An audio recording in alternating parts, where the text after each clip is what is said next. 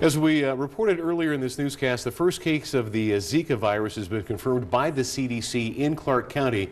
And joining us now, Dr. Eileen Shi, to talk about how this is spread and really if this is anything for anybody to be concerned about. Doctor, thanks for joining us. Thanks for having me. Zika virus typically transmitted by mosquitoes. And where are we seeing? Apparently, the man who contracted it in Clark County had been in Guatemala.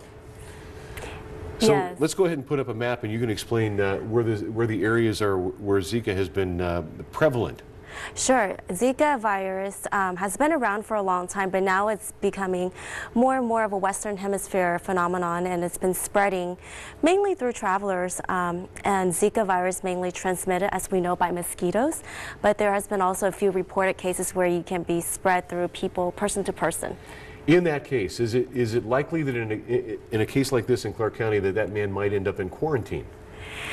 Not necessarily in quarantine, but I think the advice for the CDC going forward is that if you know you are infected, you definitely want to not to have any sexual contact with anybody that may get a woman pregnant.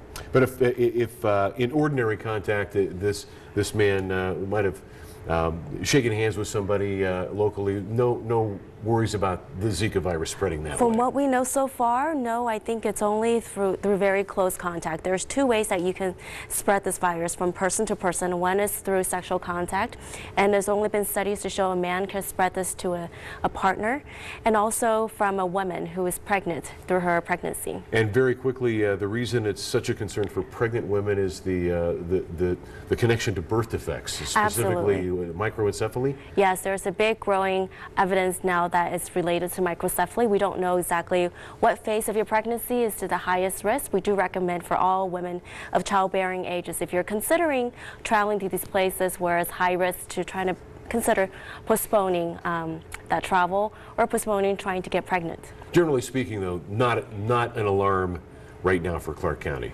It's not an alarm. I think it's good for us to understand that it is aware. It's not just somewhere else in the islands. It's here in the home too. All right.